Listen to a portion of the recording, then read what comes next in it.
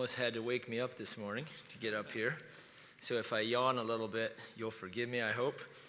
I was thinking about a couple of the words that were sung here this morning already. I noticed the word wonderful came up a few times, wonderful words of life, as well as the wonderful love, the wonderful, marvelous love that we experience. And I can certainly say how thankful I am for those two things in my life. The wonderful words. My parents got saved in 1983 by studying the wonderful words of the Bible. They had Pastor Glenn Yoder, who was here last weekend, really explain and open the Word of God to them and give them an understanding of the Word. And so they got saved in 1983. I was saved a number of years after that as a young teenager.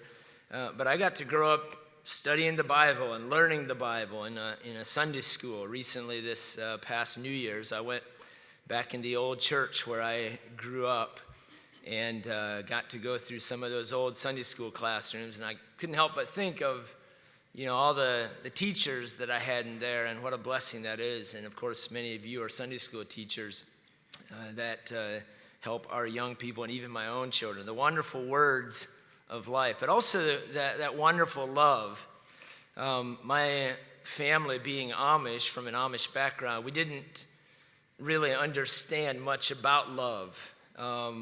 It was not really talked about. You really didn't show any love, emotion, that type of stuff is really taboo to talk about. And I'm glad I'm not that way. I don't know. I'm definitely not that way with my family.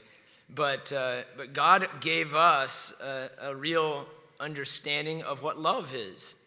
And so I'm real thankful for that. Those are wonderful things. But let me share something real quick. And I wanted to not give a preach-a-mony this morning. Somebody said, don't give a preach-a-mony, so I agree with that. I want to give a testimony, but here's something that the Lord's been stirring my heart about, and it's this area of waiting. Psalm 40 and verse 1 says, I waited patiently for the Lord. If you look at the top of that, it says it's a psalm of David. Think about David. I don't know how old he was when he killed Goliath, but he was probably a young or an older teenager or a young man. So if he was 20, he was anointed even before that as a young teenager, most likely. So he knew that he was going to be the king.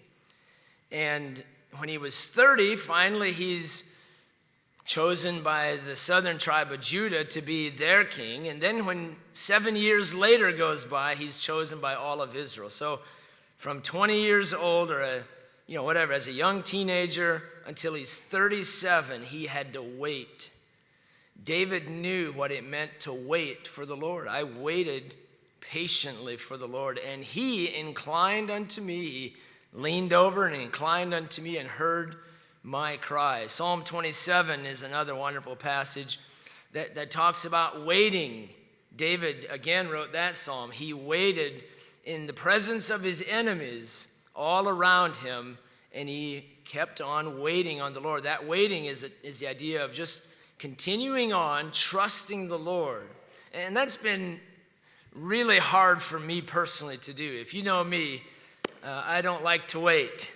I waited patiently. I don't know those words very well in my vocabulary. But it seems like as I was thinking about this, certain areas of my life, God has absolutely forced me to wait for his timing. And as I think about our country and the world right now, and in general, just all of the insanity that's out there, just things that don't make sense apart from God, and you just have to wait for God. And you have to give it to God and say, I don't understand it. It doesn't make one bit of sense, but I'm going to trust the Lord for the answer. Let me just share in 1 Samuel chapter 26 where David is one of his two times where he could have killed Saul and did not. It's the second time, and David says there, God will remove Saul when he's ready to. It might happen in battle. It might happen in war. I don't know, but I'm not going to do it. I'm not going to step ahead of God. Even when he had opportunity, he didn't do that. He waited for the Lord. Let God take control of your life. And that's a real hard thing for me to do, and that's something God has really been working. Just let it go. Let God take care of it. And I think with the world that we live in, that's something we really, as believers, we want to say, when's God ever going to fix this stuff? When's he ever going to make this right? And I don't know when that is, but I know he will. And I trust him for that. I waited patiently for the Lord, David said. And so this has been a real challenge to me. I'm real thankful for our church that we have. And right now, of course, we're without a pastor. We can jump ahead and say, we're going to make this happen. Or we can say, God, you do it. Yes, sir. Yes. You bring us the man that you have for us.